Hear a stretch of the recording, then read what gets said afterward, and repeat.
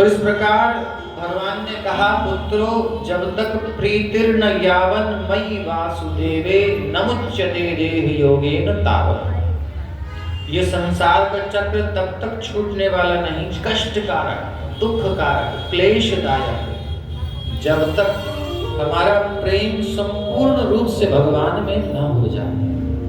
और भगवान में प्रेम होने से पहले भगवान के जनों में होता है, उनके जनों से फिर उनकी कथा में होता है, उनके नाम में होता है। कथा और नाम प्यारे लगते हैं तो फिर कृष्ण प्रकट हो जाते हैं, क्योंकि वही तो है कृष्ण। तो इस प्रकार से ये पद्धति बताई।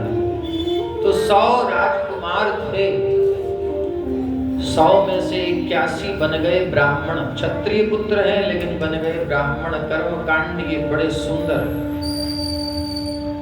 9 राजा हुए और एक हुए उनमें बड़े। 9 तो हो गए योगेश्वर, बाकी भरत जैसे राजा हुए, ठीक। बाकी जो बचे वो राजा हो गए। बड़े सबसे भरत है, भरत राजा हुए, बाकी उनके अनुगत हो गए राजा। भरत महाराज ने बड़ा सुंदर राज्य किया, लेकिन वैराग्य हो गया। पिता का उपदेश था तो जल्दी ही सब कुछ व्यवस्था करके और चल दिए उल्हा आश्रम की ओर। गंडकी नदी के तट पर अगर आप गए हो नेपाल तो पूरा पर्वत ही काला काला आपको दिखाई देगा, कालंजर पर्वत, जहाँ शालिग्राम प्रकट होते हैं। तब तो बहुत ऊंचा है, उसके नीचे नीलकंठ भी पहुंचते हैं, वहीं सांस लोगों की बंद होने लगती है। तो इस प्रकार से उस क्षेत्र में गए, पर्वत ही पर्वत है, प्राकृतिक छटा है, बड़ा सुंदर। और वहां पर भजन करने लगे।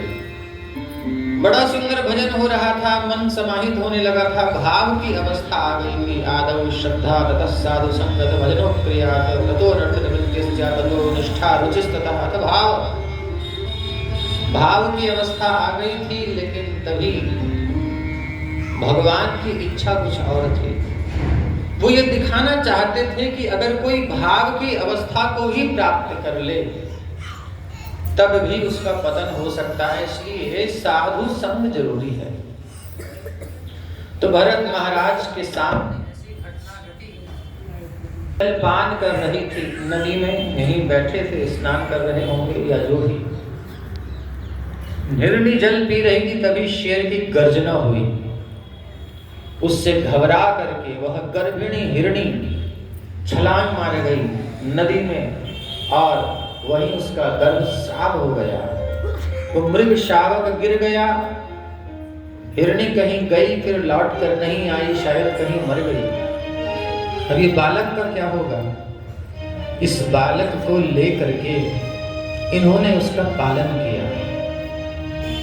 वही बात आ गई, प्रीति भगवान में नहीं तो कहीं और, कहीं ना कहीं तो होगी, इसलिए संसार से बचने का प्रयास।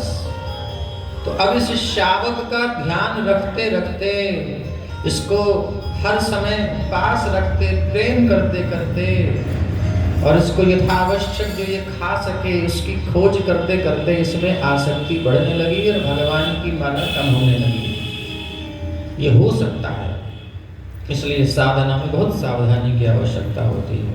क्योंकि थोड़ा थोड़ा दया करी तो थी, बस दया बिना संत कसाई है, इसलिए थोड़ी दया करी थी, बचाया था, लेकिन उसके बाद छोड़ देना चाहिए था। जंगल है, भगवान सब पशुओं की देखभाल कर रहे हैं प्रकृति के नियम के अनुसार, जिसका जो प्रारब्ध है, थोड़ा सा करके छोड़ देते, लेकिन इनको चिंता होने लगी। अब ये भजन करते हैं, ये आता है, बिल्कुल प्रेम से गोद में आकर बैठ जाता है, जीभ से चाटता है, तो पूरा ध्यान आकृष्ट करने लगा। और एक स्थिति ऐसी आई कि अब तो भरत महाराज ये दिखे नहीं तो बेचैन हो जाए। देख रहे हैं इस मन की गति, कहां भाव की अवस्था में पहुंचा और कहां हिरण्य में। अपनी सुंदरी पत्नियों को छोड़ करके आए हैं, महाराज हैं, विश्व के सम्राट थे, और वो सब वैभव छोड़कर आने के बाद छोटे से हिरण के बच्चे में मन लग गया और आसक्त हो गए और तभी वो अपने किसी ग्रुप में चला गया। अब ये उसी की याद में जहां तहां भटके कालंजर पर्वत में बावरे हो गए, मृग के प्रेम में। और आकाश में देखते हैं तो चंद्रमा में वो मृग शावक ही दिखाई देता है, वो हिरन तो वहां, तुम वहां तो नहीं चले गए। ये पागल प्रेम की अवस्था, ऐसी भौतिक आसक्ति की अवस्था। तो अब संसार के विषय में मन लगा है तो शरीर जब छूटा तो अगले जन्म में भी फिर मृग बने। और भक्ति की थी इसलिए, पूर्व जन्म की अच्छी भक्ति की थी इसलिए स्मृति बनी रही। और अब इन्होंने कहा अब हो गया अलग, बहुत हो चुका, अब संसार में कहीं मन नहीं देना। अच्छा खासा भजन चल रहा था, मृग में मन लगा, मृग तो गया, हम मृग बन गए उल्टे। तो जो मन जहां जाएगा वहीं हम जाएंगे, इसलिए मन को सावधानी से भगवान में लगाना पड़ेगा। मन संसार में कहीं चिपक रहा है तो खतरा है। मृत्यु के समय अगर वो याद आ गया तो फिर वहीं आना पड़ेगा, संसार में ही आना पड़ेगा। इसलिए घर को त्याग देते थे पहले मृत्यु से पूर्व में, और कहीं ऐसे एकांत में साधु संग में अपना शरीर त्यागते थे। तो अब भरत महाराज हिरण की योनि में आकर के सूखी घास खाते हैं, जल पीते हैं और बिल्कुल विरक्त रहते हैं एकांत में। जब समझे कि अब शरीर छूटने वाला है, गंडकी नदी में आधे शरीर को डुबो करके बैठ गए और प्राण छूट गया। अब अगला, अब पशु योनि के बाद अगला जन्म मनुष्य का है, वहीं से निकलती है मुक्ति की रास्ता। तो अब जो है एक ब्राह्मण कुल में जन्म हुआ। अब इन्होंने बोलना ही नहीं है, समझना ही नहीं है, मूर्खवत जड़वत हो गए, इसलिए नाम पड़ गया जड़। क्योंकि ये भरत हैं इसलिए जड़ भरत है। भैया भाभी आदि सब हैं, माता पिता सिखा सिखा करके थक गए। ब्याह क्या है, इसने तो गायत्री भी नहीं सीखी, शुद्धि अशुद्धि नहीं सीखी, कुछ नहीं सीखना, संसार का कुछ सीखा तो फिर फंसा देंगे पिताजी। तो अब बिल्कुल पागल की भांति उन्मुक्त विचरण करते हैं। माता पिता चिंता कर करके मर गए। भैया भाभी ने कहा पड़ा रहता है, ऐसे ही घूमता रहता है, चलो खेत में भेज दो इसको, कम से कम जानवरों से रक्षा हो जाएगी खेत की। खाने को क्या देंगे, बोले वही जल बुल जाएगा, बेकार बासा हो जाएगा, डाल देंगे आप। तो चावल जल गए, दाल जल गई, खुरच खुरच के जो निकला वो डाल दिया, और ये महाराज खा जाते थे। बोले जो है सो ठीक है, शरीर का प्रारब्ध जब तक है, इसको जो मिलना है दो, मुझे तो निकलना है अपने घर, back to home, back to God, वापस जाना है अपने घर। प्रतीक्षा कर रहे हैं बस।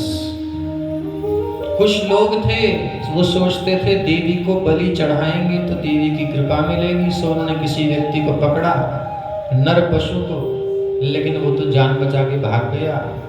सरदार ने कहा पकड़ के लाओ नहीं तो तुम्हें बलि चढ़ा दूंगा। अब सब डर के मारे पहुंचे, खोजते खाजते रात में देखा भरत महाराज, जड़ भरत को, ये मस्त है, बिल्कुल बढ़िया शरीर है। बोले ले चलो इसी को, बढ़िया पशु है, वैसे भी पशु है, बोलता कुछ नहीं, जड़ लग रहा है। वो चल दिए प्रेम से, खिलाया पिलाया, स्नान करा करके बढ़िया से त्रिचंदन खोले लगा करके, गले में माला पहना करके, फिर खिला के पान डाला मुंह में, बढ़िया से खा पी के मस्त हो गए, सब तैयार है। बोले चलो अब देवी के समक्ष चले गए। बोले मस्तक झुकाओ तुम्हारी बलि दी जाएगी। झुका दिया मस्तक। अब इसने जाना शरीर ने जाए, I am not this body, मैं शरीर नहीं हूँ।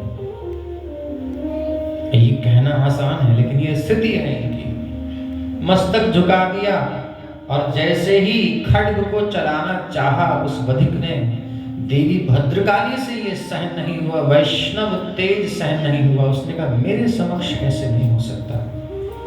मूर्ति फाड़ कर प्रकट हो गई और उसी खड्ग से उस बधिक का मस्तक उतार लिया। योगिनियां प्रकट हो गई और सबके मुंडों को उतार उतार करके खप्पर में भर के रक्त पान करने लगी। इस प्रकार से जड़ भरत जी की रक्षा हो गई। जाको राखे साइया मार सके ना कोई, एक कविता चितार्थ हो गई। और फिर आगे चले तो सिंधु सौवीर देश का राजा रहुगण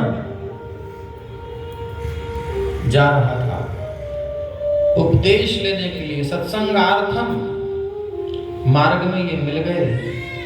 एक कहार थोड़ा ढीला पड़ रहा था और कहारों ने कहा, महाराज ये कहार ढीला हो गया, इसको तो हटा देते हैं तो आपकी पालकी ज्यादा चल नहीं पाएगी। ये मिल गया है बढ़िया कहार, हृष्ट पुष्ट है, इसको जोत लेते हैं। राजा है, प्रजा उसकी सेवा में आ सकती है, तो लगा दिया, ये लग गए। अब स्वभाव साधु का है, आगे कोई जीव न मर जाए तो उसको बचाकर चलते हैं, तो पालकी का बैलेंस बिगड़ता है, गुस्सा आता है, कहता है अरे लगता है तुमको खाने पीने को कुछ नहीं मिला, बड़े दुबले हो, मतलब तुम मोटे ताजे हो फिर भी चलते क्यों नहीं। ये वक्रोक्ति है, तिरछी टोंट कसना कह सकते हैं। अरे अरे अरे, दूसरी बार फिर नहीं सुधरे, चाल नहीं सुधरी।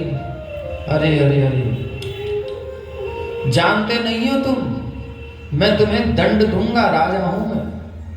ऐसे ऐसे जब बार बार बोलने लगा तो फिर ये उन्होंने कहा, राजा ने दया करके कहा, तुम किसको तो मारोगे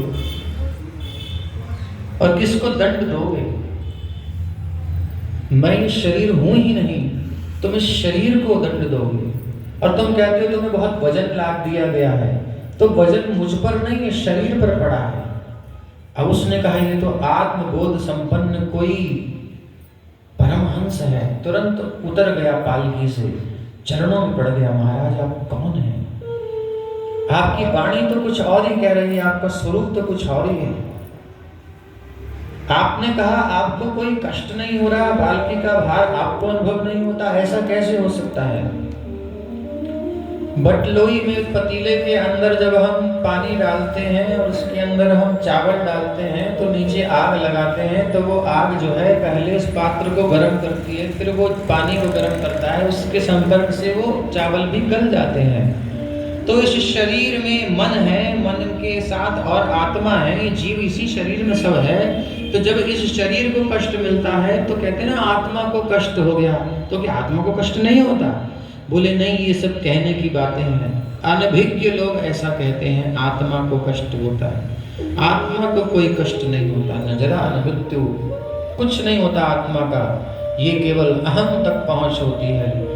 ये मन बुद्धि चित्त अहंकार यही है इसके क्षेत्र अनुभव के, बाकी सब ये प्रकृति के विकार हैं। मैं इन सबसे पृथक हूँ। पूरा ज्ञान प्रदान किया है, संसार भवाटवी का वर्णन किया है, और जब सारे संसार का चक्र वर्णन कर दिया तो सारा ज्ञान हो गया। रघुगण को चरणों में प्रणाम करता है। नमो युवभ्यो नमो आवटुभ्यः।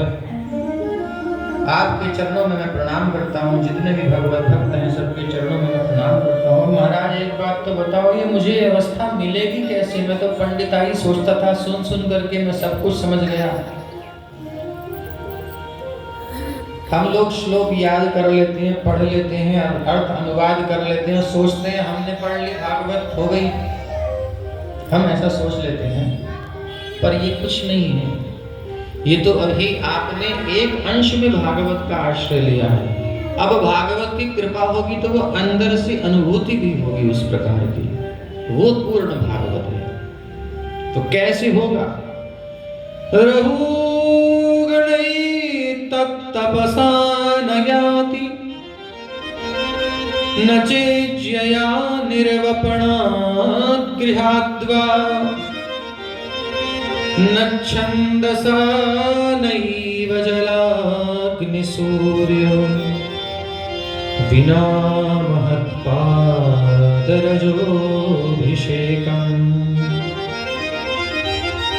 दुनिया भर की तपस्या कर लो, यज्ञ कर लो, दान कर लो, कुछ भी कर लो, उस सब से जो फल मिलता है वो है साधु संग। महत्पाद